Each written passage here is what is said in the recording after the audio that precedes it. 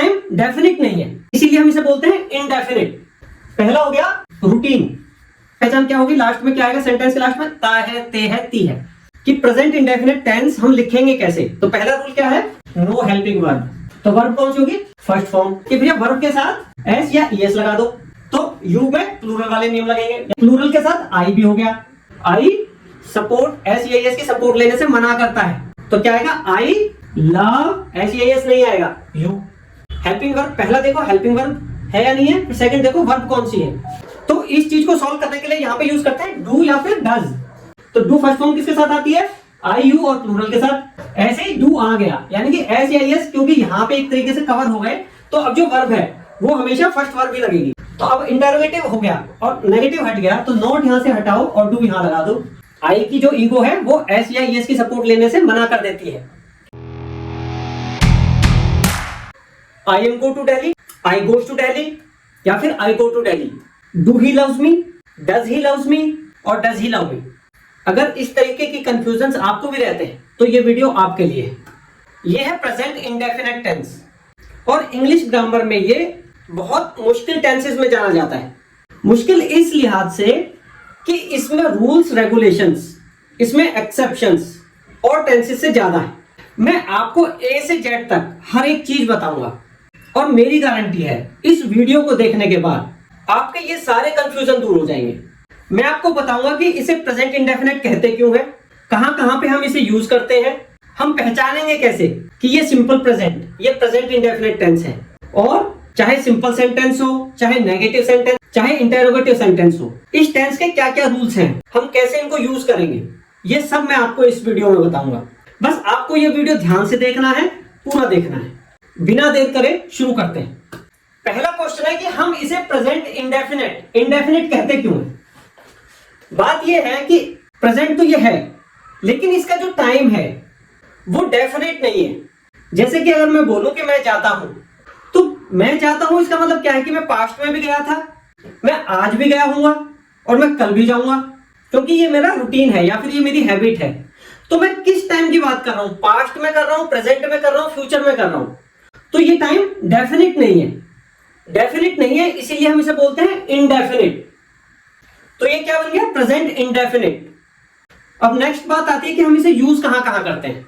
देखो, जैसे हम अपने रूटीन की बातें करते हैं, एक तो जैसे हो गया मैं डेली रूटीन की बात करूं कि मैं सुबह उठता हूं, नहाता हूं, खाता हूं, फिर मैं ऑफिस चला जाता हूं, शाम को मैं ऑफिस से आता हूं। इस तरीके से मैं रूटीन की बातें कर रहा हूं। या फिर मैं किसी से पहली बार किसी से मिलूं, है ना, और उससे रूटीन की बातें करूं कि आप कहाँ काम करते हैं, आप ऑफिस किस समय जाते हैं, आप ऑफिस से किस टाइम आते हैं।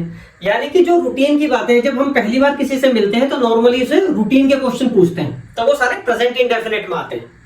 अब मैं बात कर रहा था कि ये रूटीन किस किस तरीके का हो सकता है।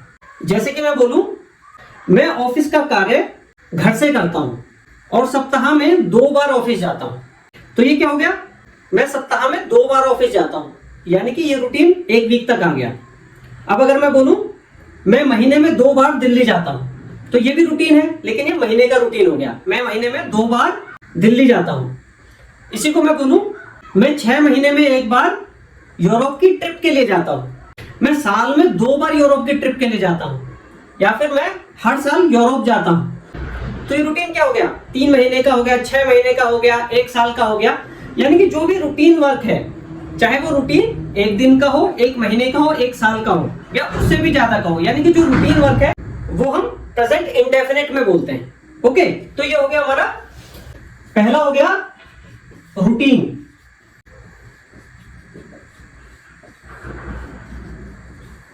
अच्छा, दूसरा हम कहां यूज करेंगे? हम हमारी हैबिट को प्रेजेंट करने के लिए भी प्रेजेंट इंडेफिनिट का ही यूज करेंगे। हैबिट्स किस तरीके की हो गई? जैसे कि मैं बोलूं मैं रोज एक्सरसाइज करता हूं, मैं रोज खेलने जाता हूं, मैं कभी झूठ नहीं बोलता। तो ये क्या है? ये मेरी हैबिट्स हैं। तो इन हैबिट्स को प्रेजेंट करने के लिए भी हम प्रेजेंट इंडेफिनिट का यूज करते हैं। हैबिट्स के साथ साथ हम तीसरी चीज क्या है, हमारे कस्टम्स हैं, वो भी हम प्रेजेंट इंडेफिनिट में ही बोलते हैं। जैसे मैं बोलूं हिंदुइज्म में हम बड़ों का आदर करते हैं, या फिर हमारे कल्चर में हम बड़ों के पैर छूते हैं, हम इस तरीके से नहीं करते, हम उस तरीके से करते हैं। यानी कि ये जो हमारे कल्चर हैं उसको भी हम प्रेजेंट इंडेफिनिट में ही बोलते हैं। एक्चुअली क्या हो गया, जो कल्चर है वो भी तो हैबिट्स ही हो गई ना, हम ऐसा करते हैं, हम वैसा करते हैं। तो ये जो हमारे कल्चर है ये हमारे पूर्वजों की हैबिट्स को भी इंक्लूड कर लेता है एक तरीके से, तो ये भी हैबिट्स हुई। तो तीसरा हो गया हमारा कस्टम्स। चौथा होता है जैसे जो यूनिवर्सल ट्रूथ है, जो जनरल ट्रूथ है, उसको भी हम प्रेजेंट इंडेफिनिट में बोलते हैं। जैसे कि मैं बोलूं पृथ्वी सूर्य के चारों तरफ घूमती है, सूर्य पूर्व दिशा में उगता है, सूर्य पश्चिम में डूबता है ना। तो ये जनरल ट्रूथ है, तो इनको भी हम प्रेजेंट इंडेफिनिट में ही बोलते हैं। तो चौथा क्या हो गया, जनरल ट्रूथ।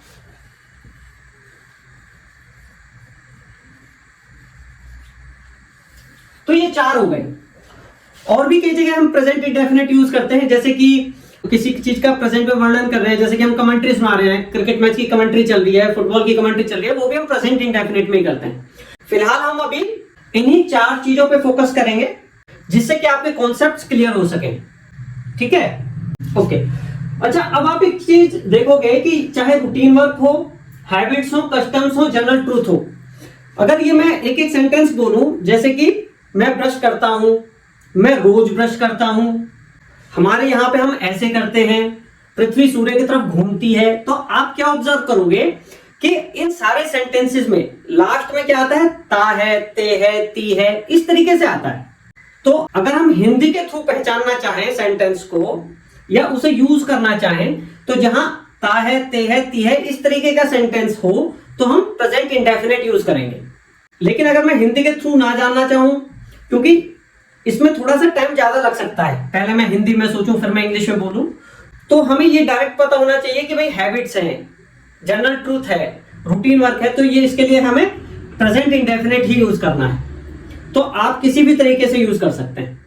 अब हम करेंगे रूल्स की बात कि प्रेजेंट इंडेफिनिट टेंस हम लिखेंगे कैसे और हम पहचानेंगे कैसे कि वो प्रेजेंट, अगर कोई सेंटेंस लिखा हुआ है तो हम पहचानेंगे कैसे कि वो प्रेजेंट इंडेफिनिट है, और हम बोलेंगे कैसे, हम लिखेंगे कैसे प्रेजेंट इंडेफिनिट को। कोई भी सेंटेंस है उसकी कंस्ट्रक्शन क्या होती है, सब्जेक्ट, फिर हेल्पिंग वर्ब,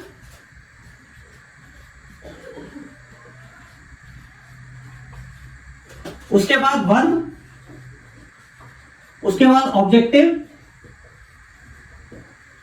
और उसके बाद अदर्स। यही तो होता है। जैसे मैं बोलूं he will go to Delhi tomorrow, या फिर he has gone to Delhi yesterday, या फिर मैं अगर प्रेजेंट कंटिन्यूअस में बोलूं he is going to Delhi, ठीक है। तो देखो ये सब्जेक्ट है, ये हेल्पिंग वर्ब है, ये वर्ब ये ऑब्जेक्ट है, और ये अदर्स है ना। तो कोई भी सेंटेंस इस तरीके से बनता है। अच्छा, अब देखो सब्जेक्ट तो सब्जेक्ट ही रहेगा, ही है तो ही रहेगा, राम है तो राम ही रहेगा, है ना। चाहे कोई भी टेंस हो, राम तो राम ही रहेगा। फुटबॉल, अगर कोई ऑब्जेक्ट है, दिल्ली है, दिल्ली तो दिल्ली रहेगी ना, फुटबॉल तो फुटबॉल ही रहेगी, ऑब्जेक्ट तो ऑब्जेक्ट ही रहेगी, चाहे वो कोई सा भी टेंस हो। तो चेंज क्या क्या होगा, चेंज होगा हेल्पिंग वर्ब और verb, helping verb and verb, ये दो चीजें चेंज होंगी टेंस के हिसाब से, ठीक है। यानी कि ये ही किसी भी टेंस को डिसाइड करेंगे कि वो कौन सा टेंस है, हेल्पिंग वर्ब और वर्ब। इन तीनों टेंसेस में देखो हेल्पिंग वर्ब भी है और वर्ब भी है, हेल्पिंग वर्ब भी है, वर्ब भी है। यहां पे हेल्पिंग वर्ब इज है और यहां पे वर्ब गोइंग है। प्रेजेंट इंडेफिनिट में लेकिन क्या होता है कि कोई हेल्पिंग वर्ब नहीं होती, इसी वजह से इसमें इतने सारे रूल्स आ जाते हैं प्रेजेंट इंडेफिनिट में। तो पहला इसका वो क्या है, अगर मैं अब इन सबको मिटा दूं, मैं इस सबको मिटा देता हूं, ठीक है। मैंने बताया जो प्रेजेंट इंडेफिनेट है उसमें क्या होता है कि कोई हेल्पिंग वर्ब नहीं होती। तो पहला रूल क्या है, नो हेल्पिंग वर्ब।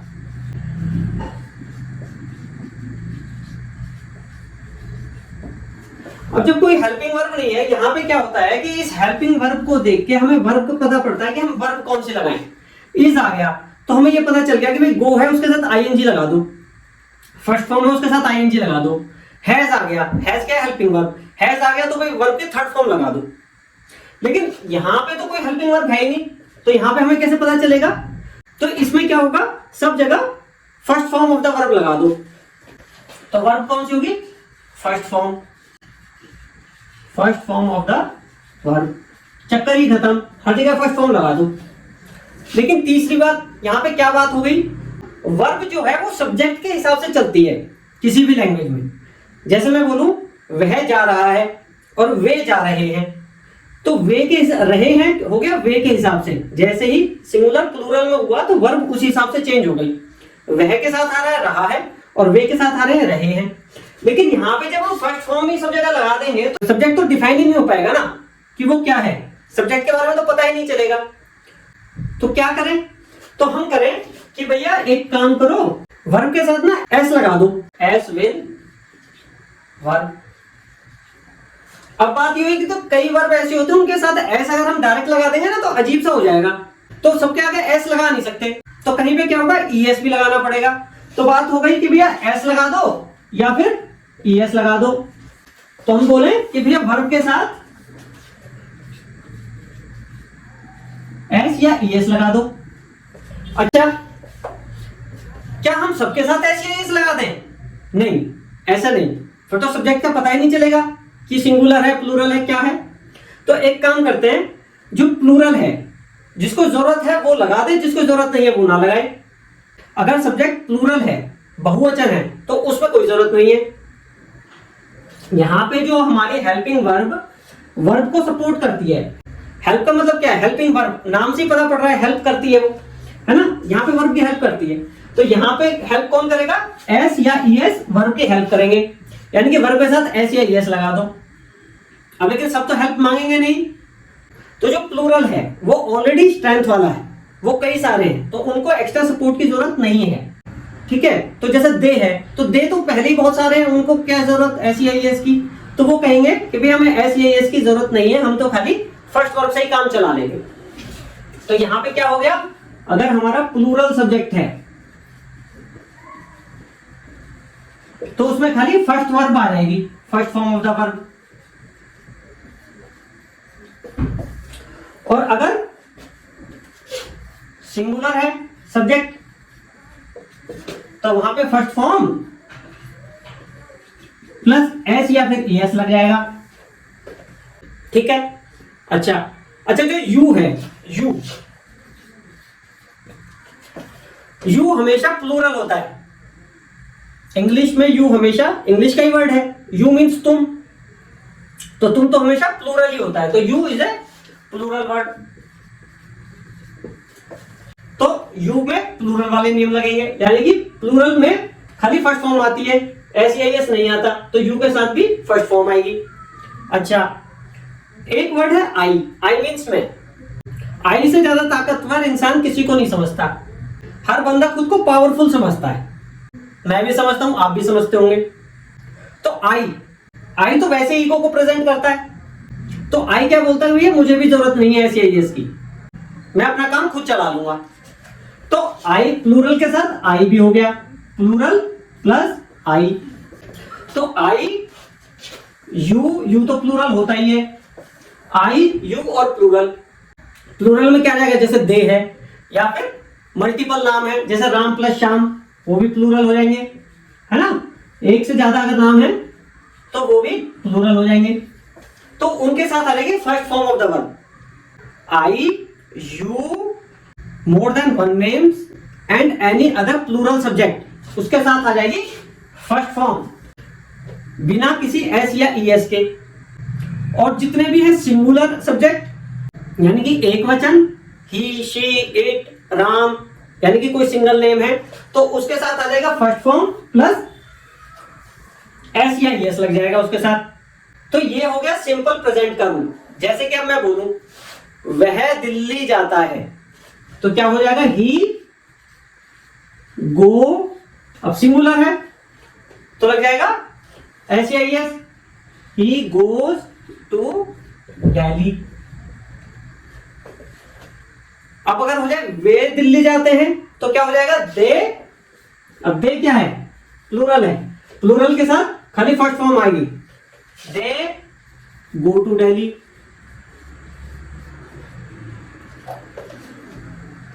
मैं बोलूं मैं तुमसे प्यार करता हूं, आई किस में आ रहा है, प्लूरल के साथ इसको कैटेगराइज किया है। आई सपोर्ट, SEIS की सपोर्ट लेने से मना करता है, तो क्या आएगा, आई लव, SEIS नहीं आएगा, यू।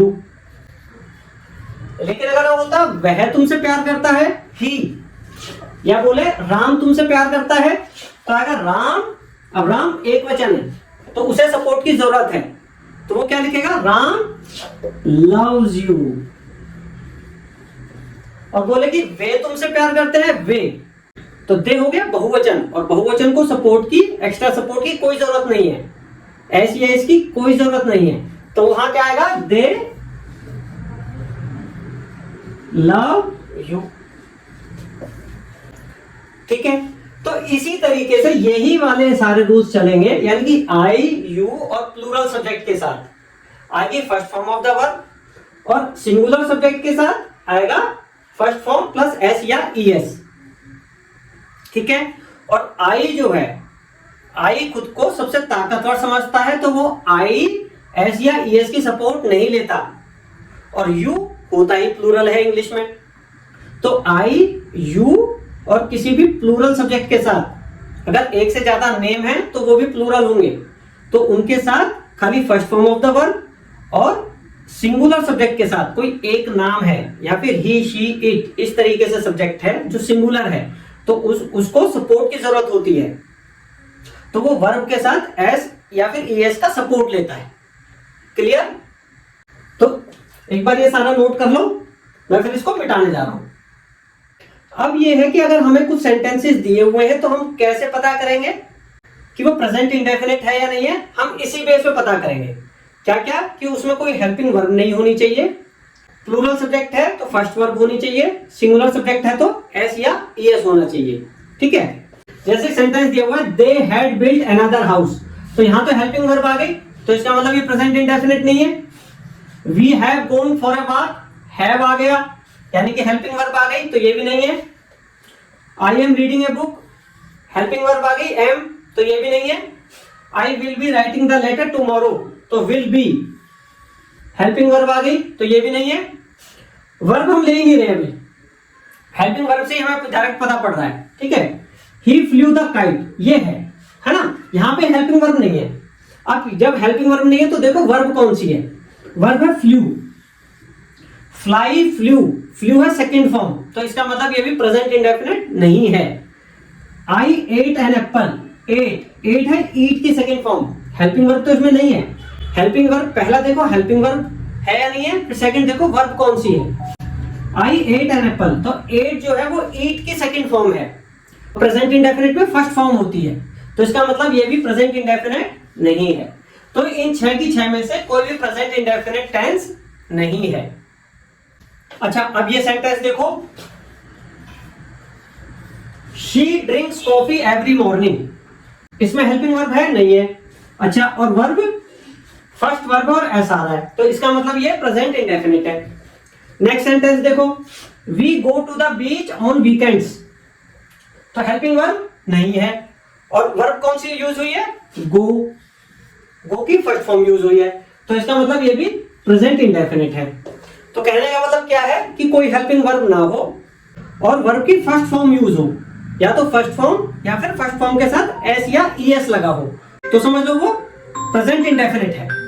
ठीक है, तो हमारी 2 चीजें हो गई हैं। सिंपल जो सेंटेंस है वो कैसे बिल्ड होगा, उसके क्या रूल्स होंगे ये वाले, और हम सेंटेंस को रिकॉग्नाइज कैसे करेंगे कि वो प्रेजेंट इंडेफिनिट है या नहीं है।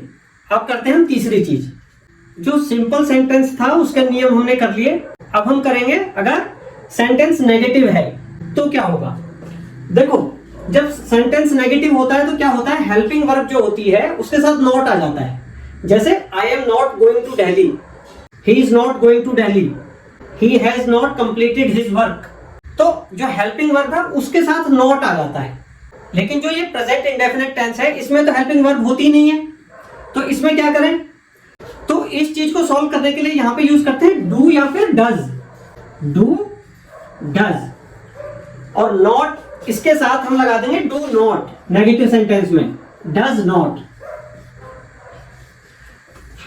ठीक है, कहां पे डू नॉट आएगा और कहां पे डज नॉट आएगा वही वाला रूल चलेगा।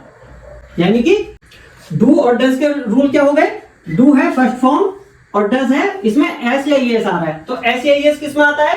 एस या ईएस सिंगुलर में आता है और डू केवल फर्स्ट वर्ब है ना।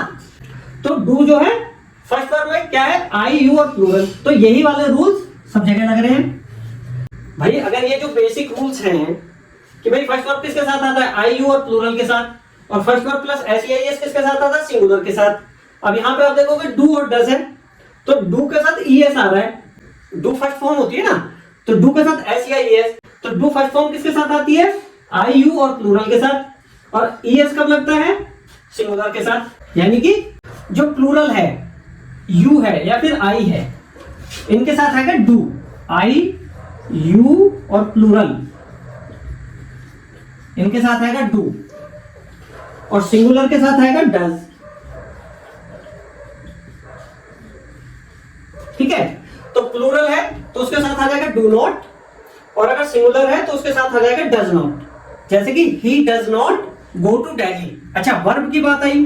अब क्योंकि यहाँ पे डज, ई एस यहाँ पे आ गया है ना, ऐसे ही डू आ गया, यानी कि एस या एस क्योंकि यहाँ पे एक तरीके से कवर हो गए, तो अब जो वर्ब है वो हमेशा फर्स्ट वर्ब ही लगेगी। यानी कि सब्जेक्ट जो है वो सिंगुलर हो या प्लूरल हो, वर्ब हमेशा फर्स्ट ही लगेगी विदाउट एनी एस या ई एस। केवल डू नॉट या फिर डज नॉट लग जाएगा। जैसे मैं बोलूं I do not go to Delhi, ठीक है, he does not go to Delhi, they do not go to Delhi. तीनों ही जगह गो आया है, चाहे आई हो, चाहे कोई और प्लूरल हो या सिंगुलर हो, सबके साथ गो ही आया है। यानी कि वर्ब की फर्स्ट फॉर्म ही आई है, कहीं पे एस या एस नहीं आई है। जैसे मैं बोलूं आई डोंट लव यू, या फिर वी डोंट लव यू, या ही डज नॉट लव यू, चाहे डू नॉट आए चाहे डज नॉट आए, वर्ब की फर्स्ट फॉर्म ही आ रही है। ठीक है, तो यहां पे हर जगह गो ही आ रहा है, तो डू नॉट, डज नॉट कुछ भी आए वर्ब की फर्स्ट फॉर्म ही आएगी। यानी कि एस या एस खाली जो सिंपल सेंटेंस है उसमें ही लगेगा, नेगेटिव सेंटेंस में एस या एस नहीं लगेगा, क्योंकि वो यहां पे कवर डू या डज के साथ कवर हो जाता है, डू या डज के साथ कवर हो जाता है, तो अब वर्ब के साथ एस या एस की जरूरत नहीं है। अब देखते हैं इंटेरोगेटिव सेंटेंस। तो हमारे हो गए सिंपल सेंटेंस, हो गए हमारे नेगेटिव सेंटेंस, हो गए हमारे। अब देखते हैं हम interrogative sentence. Interrogative sentence, interrogative sentence यानी कि प्रश्नात्मक जो सेंटेंस है जिसमें प्रश्न पूछा जाए कि क्या आप दिल्ली जाओगे। जो और टेंसेज हैं वहां पे क्या होता है, जो हेल्पिंग वर्ब है वो सब्जेक्ट से पहले लग जाती है। जैसे कि मैं बोलूं क्या तुम दिल्ली जा रहे हो, तो वहां पे हो जाएगा are you going to Delhi, है ना। यानी कि जो हेल्पिंग वर्ब है वो सब्जेक्ट से पहले लग जाती है। बाकी वर्ब के साथ जो रूल है वो फॉलो होते हैं और फिर ऑब्जेक्ट आता है। तो यहाँ पे जो हेल्पिंग वर्ब है वो सब्जेक्ट से पहले आ रही है ना। तो रूल ये है, बाकी के जो टेंसेज हैं उनमें रूल यही लगता है, लेकिन यहाँ पे तो हेल्पिंग वर्ब है ही नहीं। तो रूल जो नेगेटिव में डू और डज यूज करते हैं वो डू और डज यहाँ इंटेरोगेटिव में भी यूज होंगे। डू और डज, डू और डज सब्जेक्ट से पहले आ जाएंगे, और कहां पे डू आएगा कहां पे डज आएगा यही वाला रूल चलेगा। आई यू या प्लूरल के साथ डू आएगा और सिंगुलर के साथ डज आएगा। जैसे कि क्या तुम दिल्ली जाते हो, तो do you go to Delhi. Verb कौन सी आएगी, वर्ब यहां भी फर्स्ट आएगी, क्योंकि डू और डज आ गया, यानी कि एस को या ईएस को डू डज कवर कर लेते हैं, तो वर्ब के साथ अब एस या ईएस नहीं आएगा, वहां पे क्या आएगी, केवल फर्स्ट फॉर्म आएगी। तो do you go to Delhi, यानी कि जो नेगेटिव है और इंटेरोगेटिव सेंटेंस है, नेगेटिव सेंटेंस और इंटेरोगेटिव सेंटेंस के रूल सेम रहेंगे, वर्ब के भी और डू और डज के भी। जैसे मैं दिल्ली नहीं जाता हूं, तो I don't go to Delhi. मैं तुमसे प्यार नहीं करता हूं, आई डोंट लव यू। ठीक है, वह दिल्ली नहीं जाता है, he does not go to Delhi। ठीक है, और अगर बोले वे दिल्ली नहीं जाते हैं, they do not go to Delhi। अब देखो जो ये चल रहा है ना, बिल्कुल ऐसे ही चलेगा इंटरोगेटिव सेंटेंस भी। I don't go to Delhi, मैं दिल्ली नहीं जाता हूं। अब मैं बोलूं क्या मैं दिल्ली जाता हूं, क्या मैं दिल्ली जाता हूं, यहां पे डोंट की जगह डू नॉट लिखो, जिससे कि आपको थोड़ा सा आसान है। Do not, do not. अब देखो अगर यही इंटेरोगेटिव होता तो क्या होता, ये है I do not go to Delhi, है ना। तो अब इंटेरोगेटिव हो गया और नेगेटिव हट गया, तो नॉट यहां से हटाओ और डू यहां लगा दो।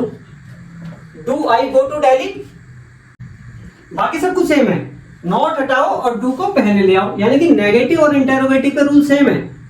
ऐसे अगर इंटेरोगेटिव से नेगेटिव बनाना होता तो डू यहां ले आते, साथ में नॉट लगा देते। अब जैसे मैं I do not love you, do यहां ले आओ, नॉट हटा दो, डू आई लव यू।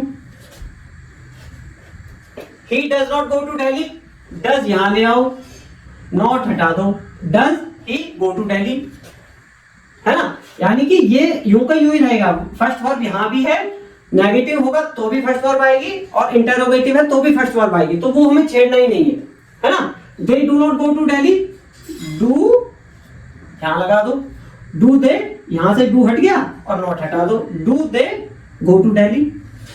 यानी कि इंटरोगेटिव और नेगेटिव सेंटेंस दोनों में ही फर्स्ट वर्ब यूज होगी, डू और डज का यूज होगा। डू के रूल्स यही वाले हो गए। डू और डज के रूल क्या हो गए, डू है फर्स्ट फॉर्म और डज है इसमें एस या ईएस आ रहा है, तो एस या ईएस किस में आता है, एस या ईएस सिंगुलर में आता है, और डू केवल फर्स्ट वर्ब है ना। तो डू जो है फर्स्ट वर्ब में क्या है, आई यू और प्लूरल, तो यही वाले रूल्स सब जगह लग रहे हैं। तो यही वाला रूल तो यहां पे भी लग रहा है। डू नॉट किसके साथ आ रहा है, आई के साथ, यानी कि आई यू और प्लूरल के साथ डू आ रहा है। और यहां पे देखो डज ऐसे ही किसके साथ आता है, सिंगुलर के साथ, तो सिंगुलर यहां पे क्या है, ही, है ना, तो ही के साथ डज आ रहा है। तो यही वाले रूल्स सब जगह चल रहे हैं। तो अभी तक हमने क्या क्या किया, एक बार समरी कर लें। सबसे पहले हमने किया कि वो कहां कहां पे यूज होता है सिंपल प्रेजेंट, रूटीन वर्क में, हैबिट्स में, कस्टम्स में और जनरल ट्रूथ में। दूसरी बात हमने क्या सीखी कि सेंटेंस की पहचान कैसे होगी, लास्ट में आएगा ता है, ते है, ती है। फिर हमने सीखा सिंपल अगर सेंटेंस है तो उसमें कोई हेल्पिंग वर्ब नहीं होगी, वर्ब जो है वो या तो फर्स्ट आएगी या फिर फर्स्ट वर्ब के साथ एस या ईएस आएगा।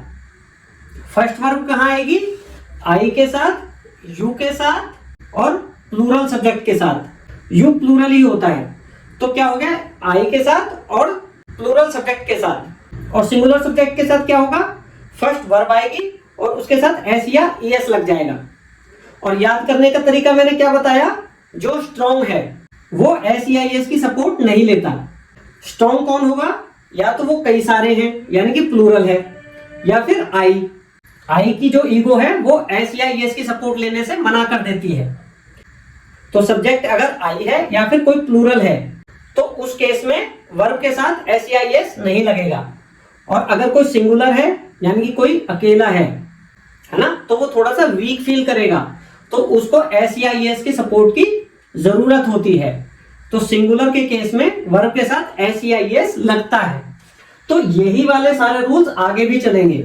उसके बाद हमने किया नेगेटिव सेंटेंस। नेगेटिव सेंटेंस में हेल्पिंग वर्ब के साथ नॉट आता है, तो यहां पर हेल्पिंग वर्ब नहीं है, तो यहां पर उसके लिए डू या डज लगाया जाता है, यानी कि नॉट लगा दिया जाएगा डू नॉट, डू के साथ या फिर डज के साथ, यानी कि हो जाएगा डू नॉट या डज नॉट।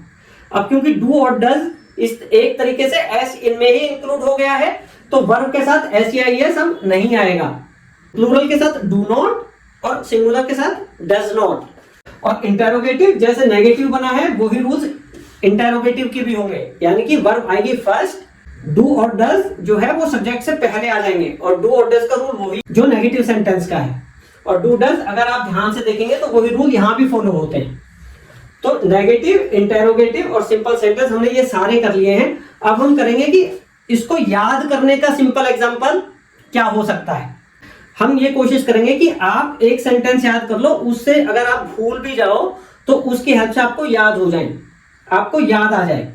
एक बार आप ये सारा नोट कर लो, ये सारी समरी, ये आपके काम आएगी। इसके बाद हम कुछ सेंटेंस लेंगे जो कि आप उसको अगर याद रखोगे तो आपको सारे रूल्स याद रहेंगे। अब एक बार ये सिंपल सेंटेंसेस देख लेते हैं। मैंने कोशिश की है कि एक बार में आपको सारे रूल्स याद हो जाएं कुछ सिंपल सेंटेंसेस को याद करके। जैसे कि एक लड़की लड़के को कहती है I do not hate you, in fact I love you. यहां आई है और नेगेटिव सेंटेंस है, और आई है यहां सिंपल सेंटेंस है। सेकंड सेंटेंस में वो कहती है my family members also like you. My family members, यहां ये प्लूरल है और ये फर्स्ट वर्ब आई है, जबकि यहां पे नेगेटिव है तो फर्स्ट वर्ब आई है, और आई है तो डू नॉट आया है इनफैक्ट, और यहां पे आई के साथ फर्स्ट वर्ब आई है क्योंकि ये सिंपल है। तीसरे सेंटेंस में वो कहती है but you do not love me. You के साथ डू नॉट आया है और फर्स्ट वर्ब आई है, एस या एस नहीं आया है। चौथे में वो कहती है but your family members like me. यहां पे योर फैमिली मेंबर्स प्लूरल है, ये सब्जेक्ट है और ये वर्ब है जिसके साथ एस या एस नहीं आया है क्योंकि ये प्लूरल है। अच्छा, अब वो उससे पांचवें सेंटेंस में पूछती है डू यू लव हर, किसी और लड़की के लिए डू यू लव हर, तो यहाँ पे यू के साथ डू है ना, इंटेरोगेटिव आया है ये, और वर्ब की फर्स्ट फॉर्म में आई है। अब वो उसको बताती है छठे सेंटेंस में but she does not love you. यहां पे ये सिंगुलर है तो इसके साथ डज नॉट आया है और वर्ब की फर्स्ट फॉर्म में आई है, but she does not love you, ये सिंगुलर नेगेटिव का एग्जांपल हो गया। सातवें में वो कहती है इनफैक्ट शी हेट्स यू। ये सिंपल सेंटेंस है तो यहाँ पे एस लग गया है वर्ब के साथ, इनफैक्ट शी हेट्स यू। अब आठवें सेंटेंस में वो लड़का लड़की से पूछता है do her family members also hate me. ये इंटरोगेटिव है और हर फैमिली मेंबर्स प्लूरल है, तो इसके लिए इसके साथ लग गया डू, और वर्ब की फर्स्ट फॉर्म है, एस या एस नहीं आया है। Do her family members also hate me, तो ये एग्जांपल हो गया प्लूरल और नेगेटिव का। लड़की कहती है yes they also do not like you. They है प्लूरल, उसके साथ आया है डू नॉट और फर्स्ट फॉर्म आई है, yes they also do not like you. फिर 10वें सेंटेंस में वो कहती है in fact they hate you. Plural है, वर्ब की फर्स्ट फॉर्म है, एस या एस नहीं आया है, यानी कि ये प्लूरल सिंपल का एग्जांपल हो गया, सिंपल सेंटेंस जिसमें प्लूरल सब्जेक्ट है। तो इससे लड़के और लड़की में, दो लड़के लड़की में बात हो रही है और किसी तीसरी लड़की के रेफरेंस को देते हुए बात हो रही है।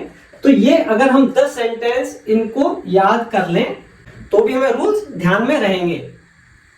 तो ये मैंने कोशिश की है, अगर आपको डायरेक्ट याद हो जाते हैं, अगर आप कॉन्सेप्ट ध्यान रखते हैं तो बहुत बढ़िया, और अगर आप एक एक सेंटेंस भी कर लेते हैं तो it will be helpful for you. तो यहाँ पे ये हम वीडियो खत्म करते हैं और आप अपने कमेंट्स देके बताइए कि इससे आपकी कितनी हेल्प हो पाई है, और अगर आपकी कोई फीडबैक है या आप कोई और बात पूछना चाहते हैं, बताना चाहते हैं, तो प्लीज कमेंट बॉक्स में मुझे लिखें, मैं उस पर काम करने की पूरी कोशिश करूंगा। Thank you.